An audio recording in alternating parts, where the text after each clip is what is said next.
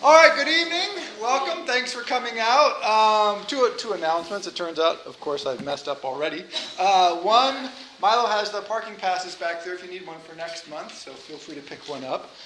Two, it's November 21st, not November 17th. I have on there, I don't know why I put the 17th. Today's the 17th, right? That's why I put the 17th. So it will be on this day in November. No, that doesn't make any sense. It'll be on the 21st in November. It will not be on this day. Yeah. All right. German language, literature, culture. Here we go.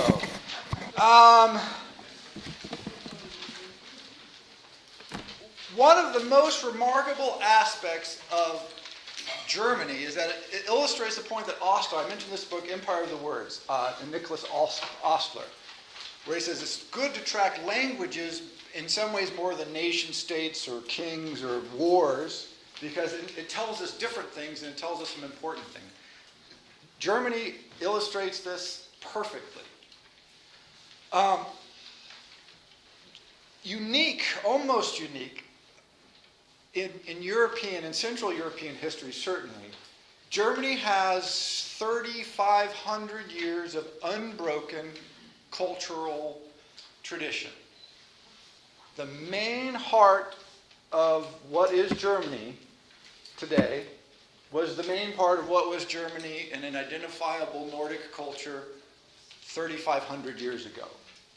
The language has been developing in an unbroken stream. It's never been conquered. It's never been transformed by an outside force. And so you have this incredibly old, continuously developing civilization in the heart of Europe that, as everyone notices, is quite different from the rest of the countries surrounding it. This is the reason it's quite different. And so that's one of the things I want to explore tonight. But you only see this if you study the development of the language, because the current nation of Germany has only existed roughly for 75 years, and not continuously. It came into being in about 1872-73. Bismarck is your man here. Sort of ceased to exist right after World War I, got rearranged a little bit. Maybe existed a little bit between the wars. And then, of course, after World War II, it was cut in half, so it ceased to exist again. And then in about 2000, you get unification back together again for a decade or two. So what we think of as the political nation of Germany basically has almost never existed in the entire history of Europe. It just hasn't. But the German language and Germanic people speaking various versions of German has existed continuously in an unbroken line for about 3,500 years. It's a completely strange and unique situation. So go way back. The first evidence we get for the culture of Germany, of what will become the Germanic cultures, however you want to think about this, is what's called sort of the Nordic Bronze Age. This is about 1500 BC. Now, again, because all we have are rough implements that are left, not a lot of inscriptions, it's hard to know precisely what the correlation is, but there does seem to be a fair bit of evidence that some of the what we identify now as sort of the Saxon gods were already being represented. Of course, this is loose, right? Because it's a long time ago, representation changes, but it does seem to be continuous. Much clearer evidence by the time you reach 700 or so, what's called the pre-Roman Iron Age. By then, the inscriptions start to become clearer, the style becomes clear, the continuity and development of iron implements and iron techniques for smelting iron become much clearer, because when you make iron, you leave a lot of waste around. And this makes it obvious that you've been doing it. So how you're doing it, what you're making, it is very much more available. And then you get around 00, just call it year 0, you start getting the Romans encountering, the Greeks refer a little bit to this, but the Greeks basically refer loosely to everybody who's not Greek as the barbarians. The Romans actually tried to distinguish between flavors of barbarians. They thought they were all barbarians, but they will say like Gaul and Goth. And the Gauls are the Celts, loosely, right? The Gauls are the Celts, and the Goths, Ostrogoths, Visigoths are the Germans, Vandals, these people. Again, roughly, because some of the references aren't perfectly clear. But by 0, we get written evidence that they exist, and we start getting Latin authors using words from, what would this be, Proto-German, and then translating them back into Latin and saying, well, this is what they call themselves. And so then we start to get actual written evidence for the spoken language. We also start getting runic inscriptions around this time, but those are very rare still.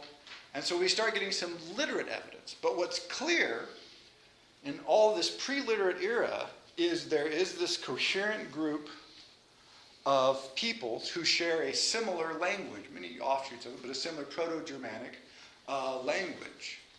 And they're there, and when the Roman Empire runs into them, they sort of run into the Gauls and the Goths roughly at the same time.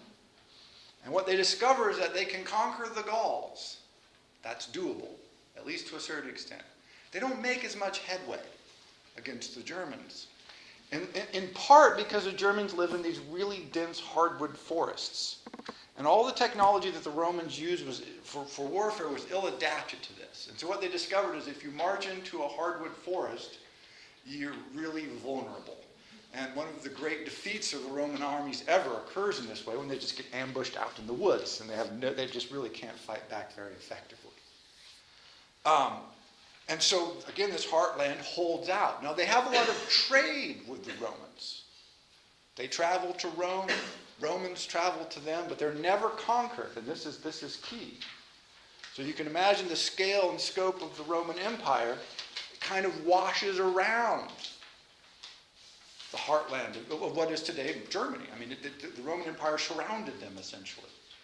But they were never conquered, never settled by Romans, never governed by Romans.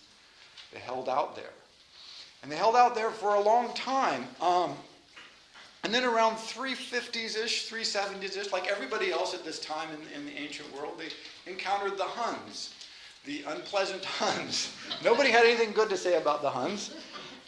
What's curious is it is presumed that the Huns conquered sort of, again, the Gothic heartland, the Saxons, but it's not clear that this is what in fact happened. There's also a significant amount of evidence to suggest that they sort of fought for a while and then worked out a deal.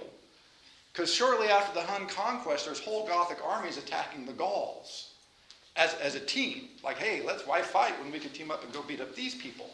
So the Hun conquest, whatever it was very light on top, if it was conquest at all in the sense what we think of it. It seems to be very quickly they teamed up.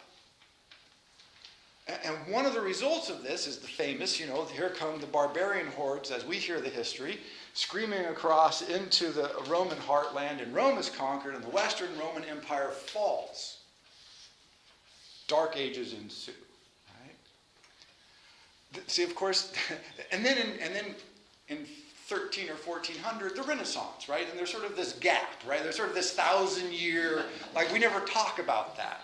Well, what's going on for that 1,000 years is the Goths, the Visigoths, the Ostrogoths, Saxons, Angles are very busy indeed. And this is where the historical record becomes clear, very clear as a matter of fact. So if you look at the map on the back, the one that says Western Europe AD 526, all the dark area is the part controlled basically by the Goths, the Visigoths and the Ostrogoths. Most of that by the Ostrogoths. Saxons are in England, but this is the holdings of the Germanic-speaking peoples. Which is to say, even larger in some ways than the Western Roman Empire. It's huge. Did your history books forget to mention this to you, right? That there was this unbelievably vast swath, right? This is why English is a West Germanic language. because the Saxons rolled into England and said, hello. And they settled down and started intermarrying and changed the local dialect and had a huge influence on the development of the language that was to become English. One reason English is such a mongrel, because of course we have the French coming very soon. And so you got French and German and the Old English Celtic, right? Sort of, and you get English. But this vast area, the Germanic people spread out. But again, what's strange about it is it's not a nation. There wasn't one ruler. There wasn't Theodoric is, and there's lots of people going on. But there's these major important rulers. People you look back in history, so this guy controlled this area and that person did that. But it was never like this really highly organized Roman imperial system. It was a bunch of Germanic tribes spread out all over the place. Sometimes they fought with each other. Sometimes they teamed up and fought with their neighbors. Sometimes they didn't have rulers, and sometimes we just don't know what was going on. But you got this huge expanse, which almost immediately collapses. The Gauls sort of have a resurgence in France, but in Italy, it was a two-track system. The Ostrogoths were in control, but they didn't bother the classical traditions of the natives, the people who were there. They didn't really disturb the Roman system. They really left it was a parallel civilizations living together. This was a decision made for the use of ruler. And so this, again, Italy is lost, Spain is lost, it starts to shrink back in. And it shrinks basically back into where you get the point of what is roughly today modern Germany, right? It goes all the way back there to where it came from. But again, this part is really never conquered. The Huns are gone now. And then you get, sort of the succession. The Merovingians are in here. Charlemagne sort of sets up the idea of the Holy Roman Empire. You may have heard of this. It's famously not holy, nor Roman, nor an empire. That's what you need to know about the Holy Roman Empire. It was not holy by any stretch of the imagination. It certainly wasn't Roman. And it wasn't an empire. It was like a loose confederation of free towns and the Hanseatic. There's all kinds of weird political agglomerations. They voted for an emperor. So that's sort of a weak kind of emperor when you get voted in. And then they didn't listen to him when they didn't want to, right? But this idea that there is this possibility of a Holy Roman Empire, now that is important. The notion that there could be this pan-German European entity that's very large and massive as an inheritor of the Roman tradition. And generally people say, well, that's just crazy, that's just the Roman dream. Well, it's not so crazy when they had it. About 526, they had the whole Western Roman Empire.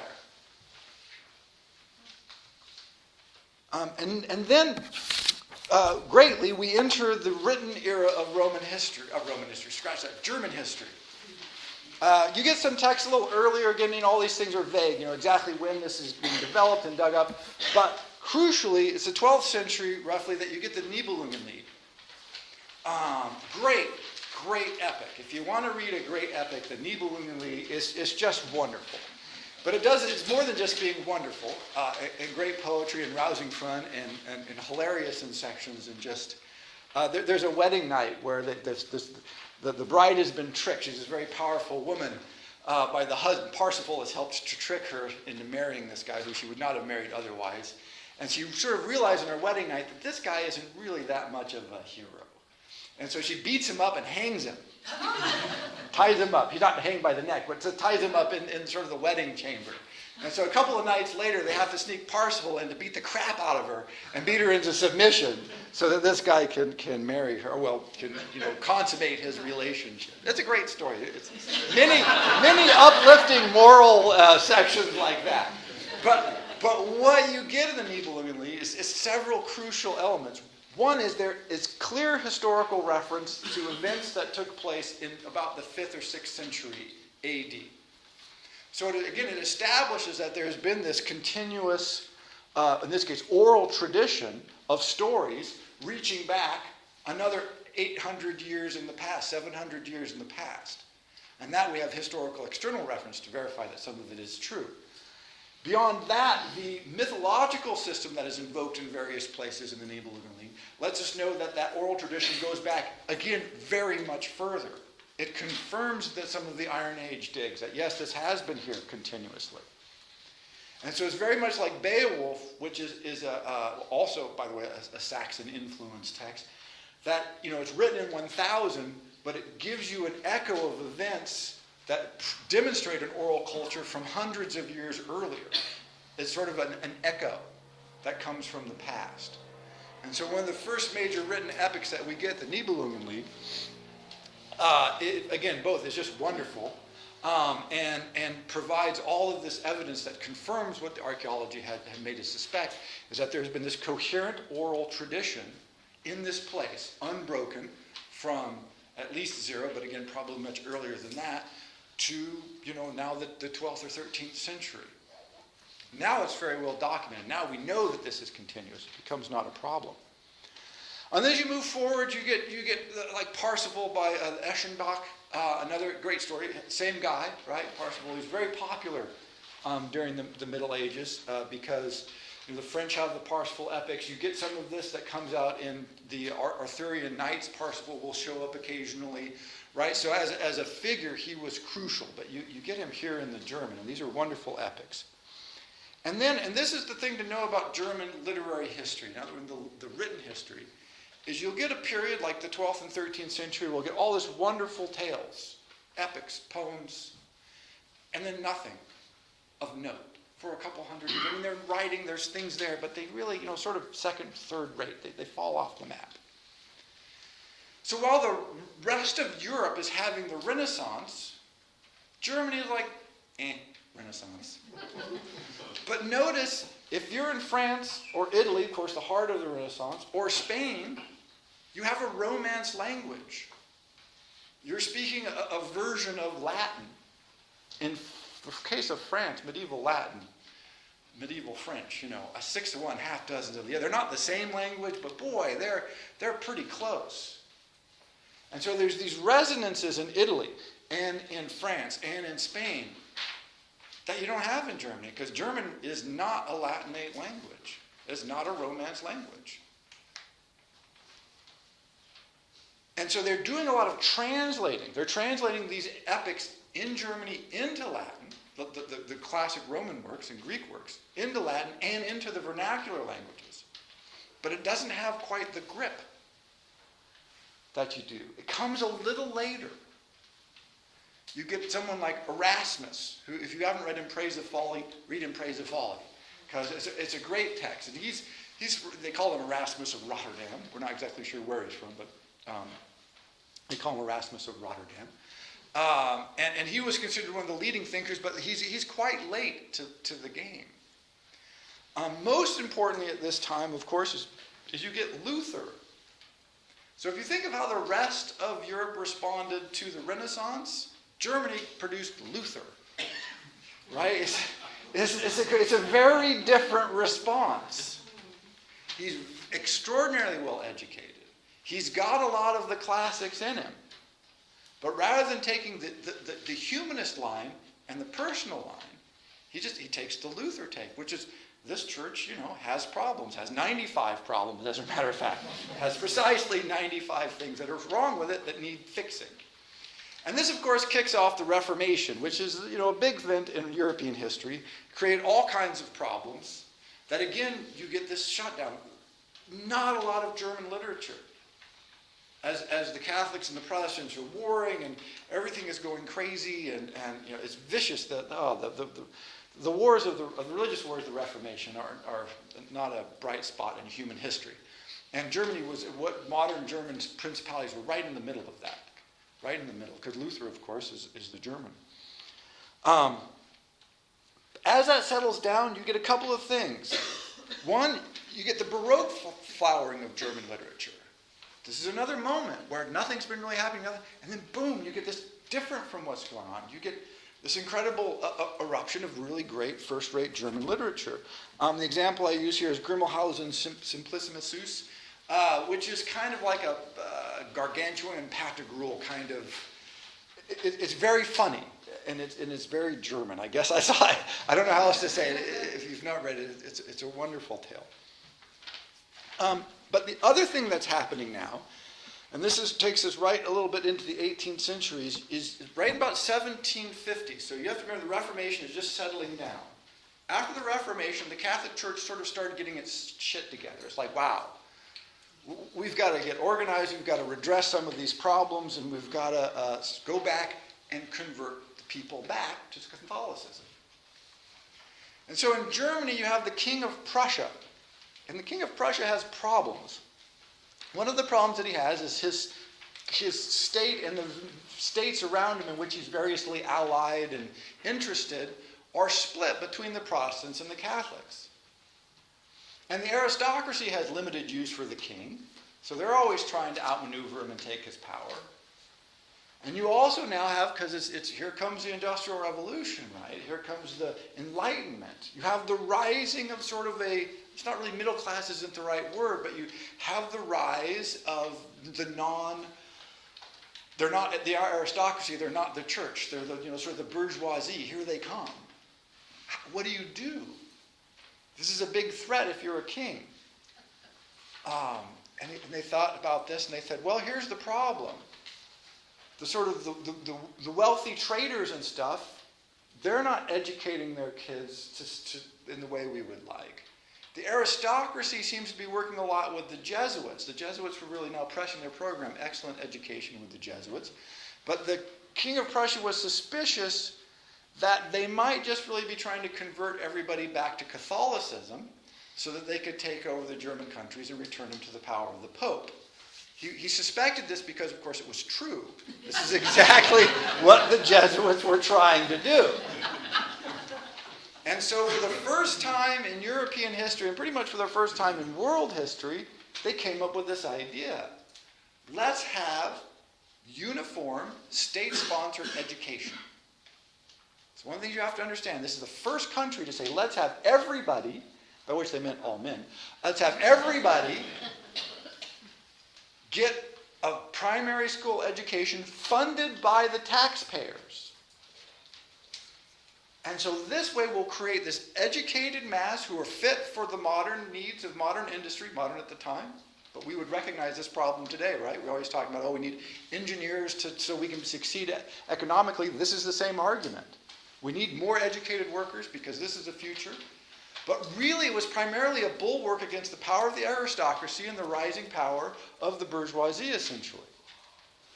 And the education was to emphasize skills, technique, necessary for, basic writing, arithmetic skills, so that you could succeed in modern industry and you would produce the people you needed.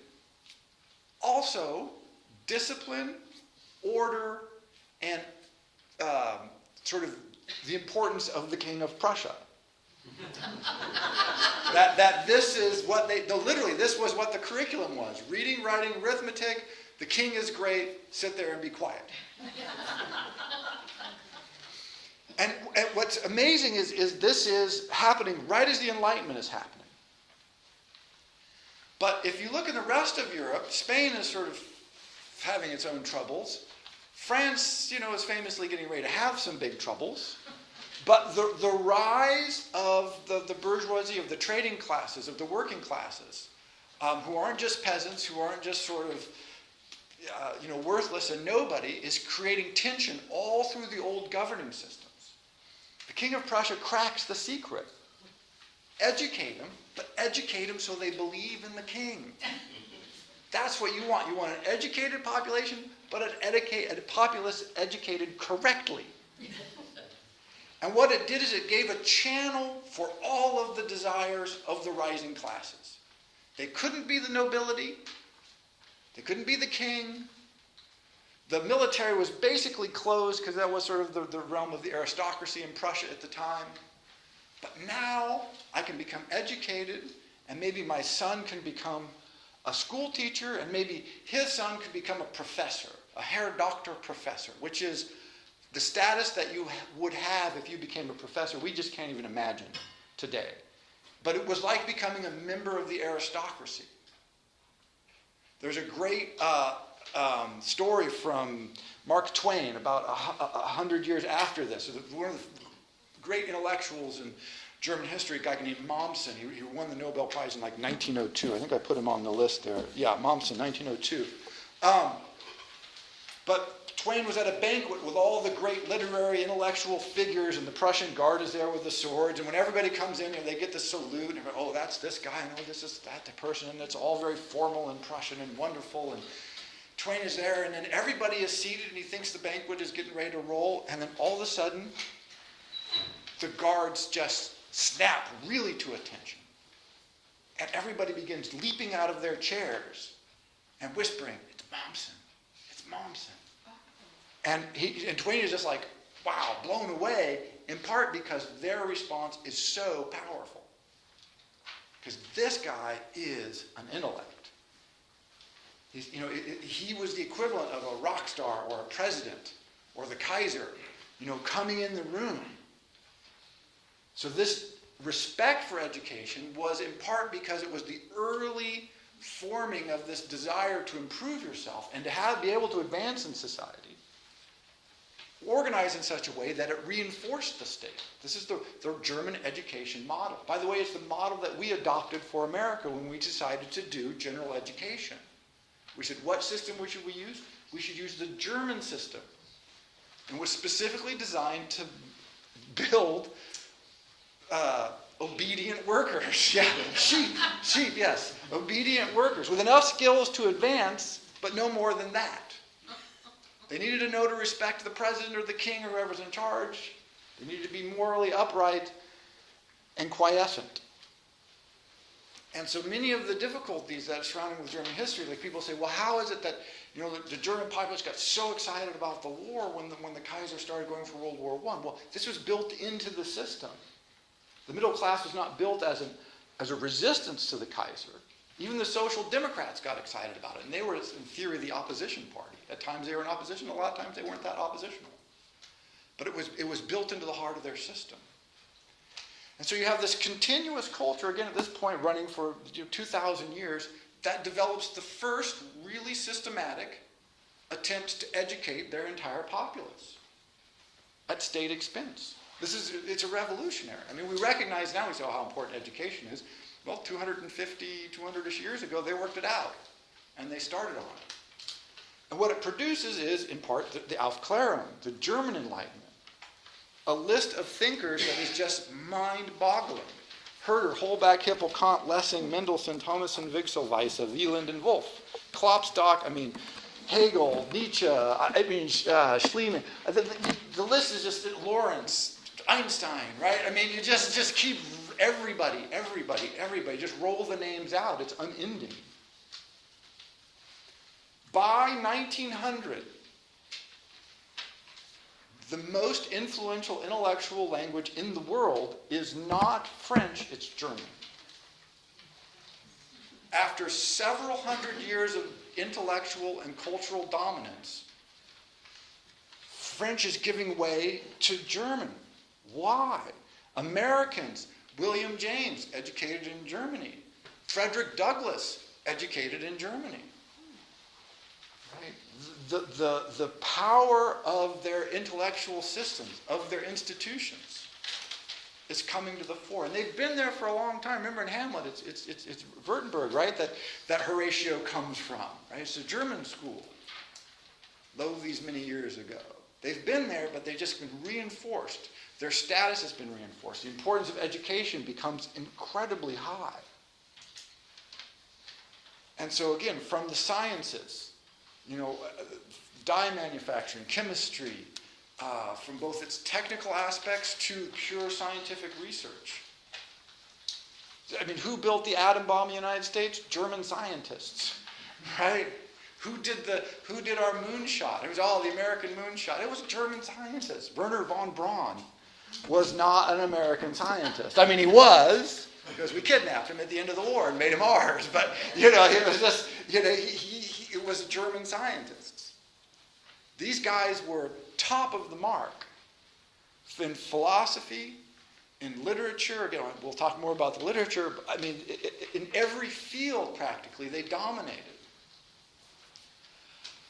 And then, bit of a blot coming, right? We all know where this story goes, unfortunately. You get World War I, which you can't really blame entirely on the Germans, but they did seem to be somewhat responsible.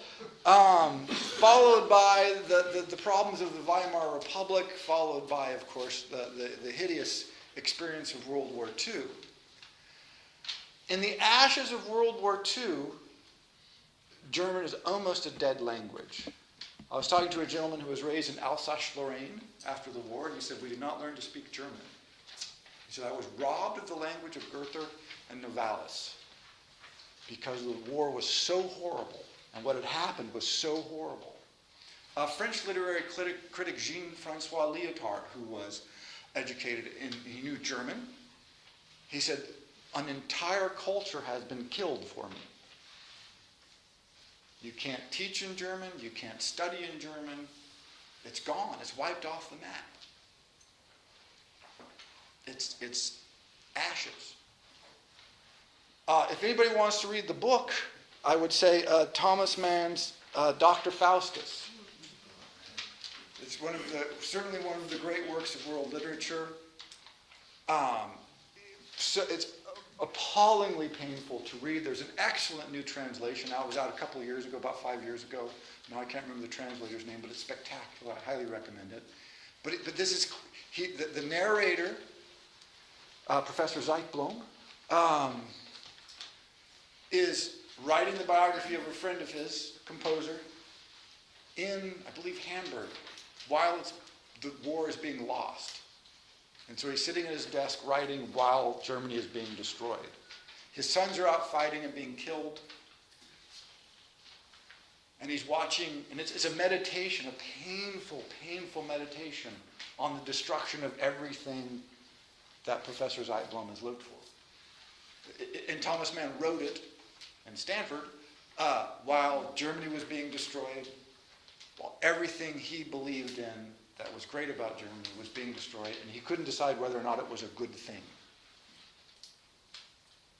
In the book, he posits that it might have been deserved. It might be necessary to blot Germany off. 2,000 years of continuous cultural tradition brought to that. Thomas Mann himself saying, I don't know, should I write in German? But it didn't go away, I would say, thankfully. Because there was another side, and this came out even just before World War I started. German poets, philosophers, thinkers are saying, look, we're this crazy nation of poets and philosophers. We can't go to war with people. We don't know how to do this. We know how to make things. We can do some trading, but we're mostly just a bunch of poets and philosophers and composers. Haydn, Beethoven, Mozart. I mean, wow. What are we doing with this war stuff? And this seems to be the switch, right? Because this is the other current in German history. And so slowly, since World War II, Germany sort of first divided. Again, notice this. Germany as a state didn't exist from whatever, 45 till 2000. When was the unification? 98, 2000, right? Whatever unification was. Not very long ago. 89, thank you, yeah, 89, 90. That didn't exist in any considerable degree. It was occupied for much of it, and then it was split and walled down the middle. And now it's unified. And wow, Germany is back. It never went away, really, of course, but it's back. Largest economy in the Eurozone is Germany. Number one language in the Eurozone is German. Right? The Euro ideal is being driven in a large part by the French-German negotiation. These are the two great powers. German culture, if you look at the Nobel Prize winners, you'll see, 46 Hesse. Although Hesse himself said that seems like a belated attempt by the Academy to say, ooh, we're sorry about some earlier things that we had said about you.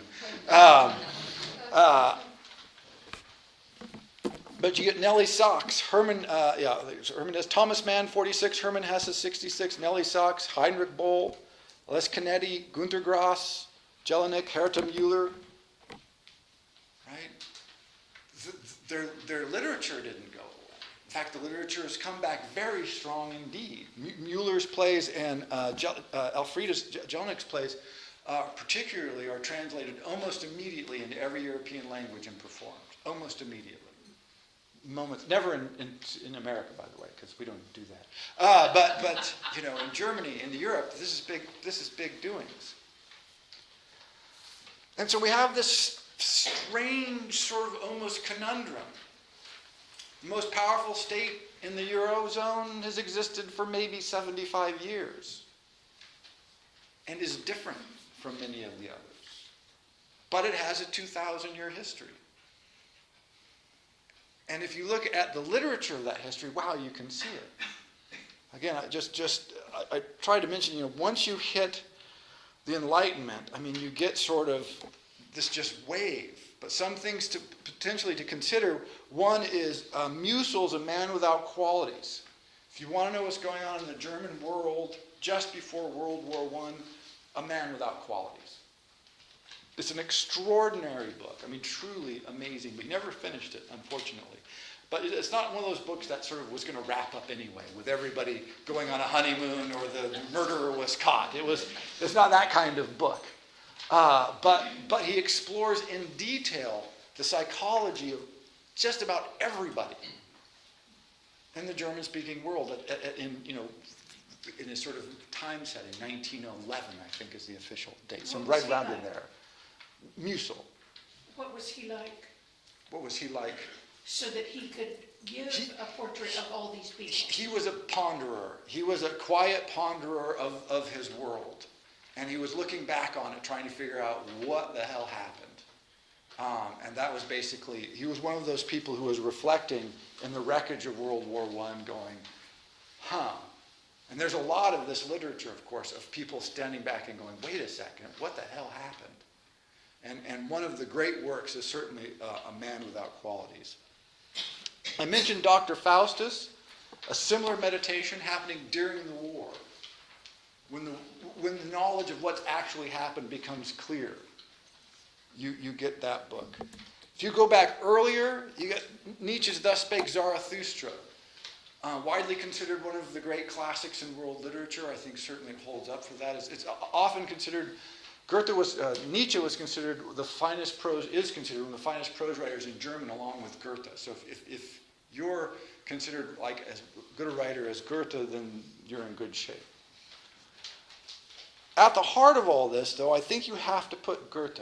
I mean, Goethe is German literature. He was there in the Enlightenment. They actually have a special kind of literature called Weimar Classicism. What it really means is Goethe. I mean, it just means there's this guy who's so amazing. The Sorrows of Werther was by far the best-selling book of its day, and certainly the most influential, even though it was incredibly misread. Everybody thought he was embracing the suicide of Werther, and he was in fact trying to point out how stupid it was, how wrong-headed it was, but that sort of got lost on the audience. This upset him. But the work, if you're not, with Werther, if you're not familiar with that one, check out his Iphigenia in Taurus. Because this is a very different work where he tries to take a classical, he takes a classical Roman theme and brings it sort of into the consideration of modern world issues. It's a beautiful reflection from Goethe, and of course, highly poetic, more poetic in German, of course. This is one of the difficulties with people like Goethe. He doesn't just translate that well because he's so poetic in the original language. I've mentioned this with Persian, right? Some of these languages, you almost can't get the poetry out of it because it's so different. Goethe is one of those people. But if you read Goethe in particular, what you'll see is that sort of other Germany, the Germany that says, wow, I don't know about war. This doesn't seem like a good idea. He lived through the French Revolution. He was for the revolution, not for all the fighting. Right? He goes to Italy. In Germany, the concept is the Drang nach Süden. It's the drive or the Drang. If you heard the Sturm und Drang movement with Storm and Stress, Drang means in German more drive, more, it's a positive thing. It's a reaching out. So the drive to the South is calling us. There's all this beauty, and there's this other way of living that maybe we should consider, we should ponder. He goes to Italy, he writes his Italian memoirs, which is incredibly X-rated actually in sections. Erotic, beautiful, and wonderful, that you can consider. But you get the psychology of the struggles. What are the tensions? What are the ideas that are animating them? What makes for a beautiful life? What's our relation to the Roman classics? If you're in Italy, you can claim the Roman heritage as your own. If you're in France, you take those classics over almost wholesale. They translate beautifully in French. If you're in Germany, it's like, how much does it have to do with us? It was a struggle. The distance seemed greater. And in trying to bridge that, Goethe created a very different kind of world. And reading through him, you get a sense of all of the tensions and the fractures and the fissures that you don't get in other places.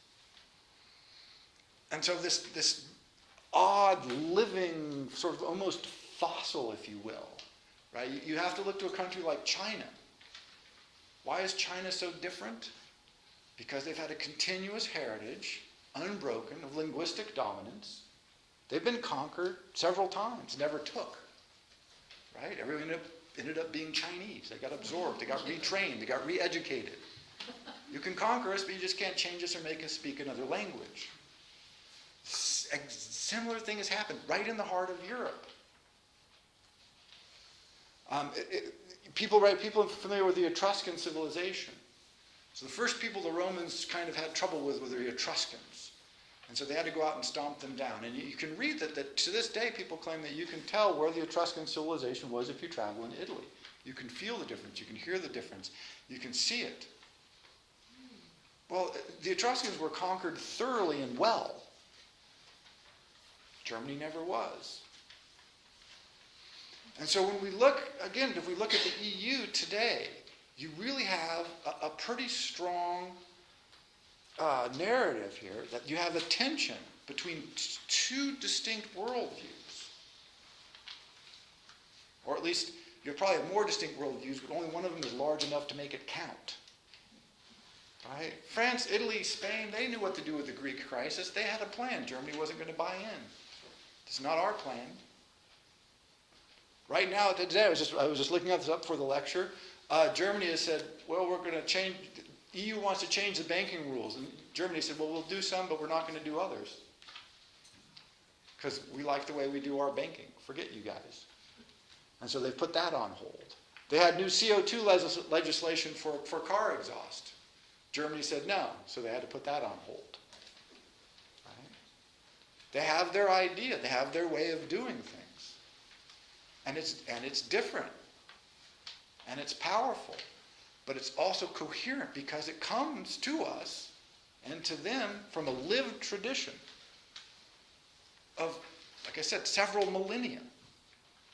I was trying to think of what example would make this, what it would mean to us today. It would be as if you came back to America 1,000 years ago and you met someone who was speaking sort of Old English. It would take you a while to work out what they were saying, but you would eventually be able to communicate. And then if those two people went back in America another 1,000 years and met someone who was speaking Proto-English, probably after a little bit of time you'd go, oh, we can see the shared roots, we can see this shared language. And so in, say, Washington, D.C., there was a people who were speaking the same language or the proto-language that was developed into ours 2,000 years later. Again, you can do that in China. You can do that in Iran. We don't think of that in Europe, but you can do it in Europe. In a few select places, most importantly probably in Germany. So when you think about the literature, you think about the language, you think about the development of this culture, this is, in part, I would argue, the origins of the difference. It doesn't have the same heritage. By the way, it's also important to note, I almost forgot to mention this, this is not a genetic thing. the early Germans wanted to say, or the turn of the century Germans wanted to say, we're a genetically distinct group. It turns out they've done the studies, not that genetically distinct. That Europe is a big melting pot. And again, it's not a nation state distinct because of, as a political polity, it's been crazy the whole time, almost the whole time. It's the cultural distinctness, the cultural, systematic, and contiguous beliefs, practices, outlooks. They haven't changed. Well, they've changed. They haven't evolved. They've evolved, but it's been continuous and uninterrupted.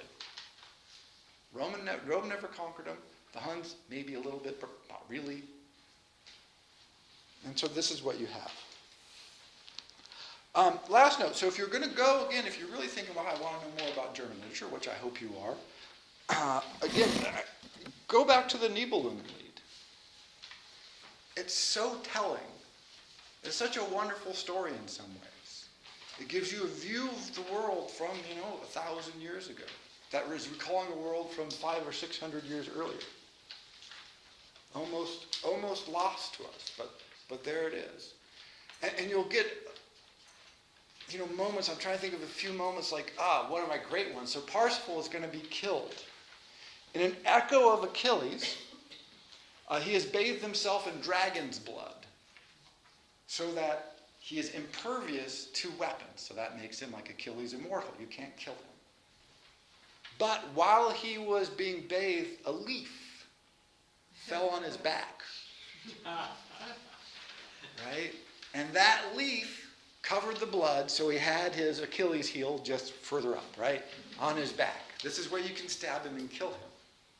And so through various trickery, he ends up having that place marked on his back with a cross. This is the weak spot. You kill them with the cross. Right? And it's this very interesting moment where this echo of the pre-Christian tradition seems to be talking back and saying, that's what undid us. That's where we got stabbed. We had this weak spot. But it's there, very strong. You can see the heritage.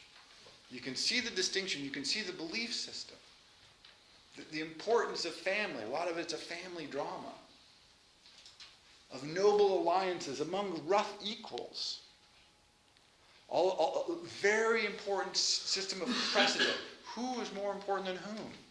Who's the ranking king? Is Parsifal more important than the other guy? What is a wife for? You get these incredibly impressive women, by the way. Parsifal's wife, she ends up killing everybody, I think, at the end. As you get to the very end of the Nibelungenlied, she just sort of slaughters or ends up causing the death of just about everybody who is involved in the story. She's finally killed and brought to heel, but it takes a long time. It's her revenge. That's actually the arc of the story. We tend to think, the death of Parsifal, like the death of Achilles, that's where everything wraps up. No. It's the wife's revenge that wraps the story up. She brings you, don't stop fighting. You keep going until the bastards pay. So you get this very different notion. You also get the image of the Rheingold, that there's this treasure to be discovered. Where? In the Rhine. That's where it is. Our power, our magic, our capacity is site-specific. If you get too far away from it, you're losing your authority. You also, by the way, get the invisible cloak from Harry Potter. That's Parsifal's cloak, by the way. This comes straight from the Nibelungenlied. This is where that cloak comes from. And he uses it, by the way, Parsifal uses it in very similar fashion. It's used for tricking people and taking advantage of them. It's a trickster coat. Of course, the influence of that comes most memorably to us from Wagner's Ring Cycle, right? That forms the outline of it. But not just the Ring Cycle. If anybody's read The Lord of the Rings, I don't know if people know why. Of course, no single reason. But Tolkien writes this book and takes a lot by the way, from the German history, from the Nibelungenlied, things like the ring. It comes directly from there, the cursed ring, the power of the ring, what happens when you lose the ring. But also he said, we have a Saxon tradition in England, and it was wiped out. Norman conquests undid this and overwrote that history. And he said quite specifically, I want to write the myths that we would have had if we wouldn't have lost them. So he retroactively wrote myths that would have been there. They wouldn't have been there, of course. But as he would have liked them to be from the Saxon conquest. And so whole sections of that epic are lifted from themes and ideas and passes and just literally words, specific images and characters directly from the ancient lays and songs of the Germanic history. And so one of the reasons that story resonates so strongly, I mean, it's a hugely successful movie, multi-billion, everybody in the world, is, again, because this is the idea. He's drawing these elements that are there in our language. They're there in our culture because we're a West German language. I always wonder what the Chinese make of all of it, right? Because some of it that's coherent to us, probably not that coherent to them. Interesting to see what the translation they have to do to make a little more sense. But for us, most of it resonates quite clearly, even if we don't know about the ring that has this long, long history in literature. But it's come to us, and it's still resonating. And so I sort of end up where I did with Russian. Russian history is different, by the way, heavily influenced by the Germanic, this is who was there settling. The German history is different, and it's there, and it's not going away. And it's a continuous, powerful, sort of self-renewing source of myth and legend and writing and intellect and education.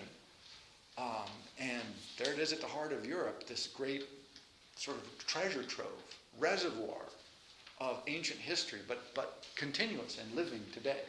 So, German language and literature.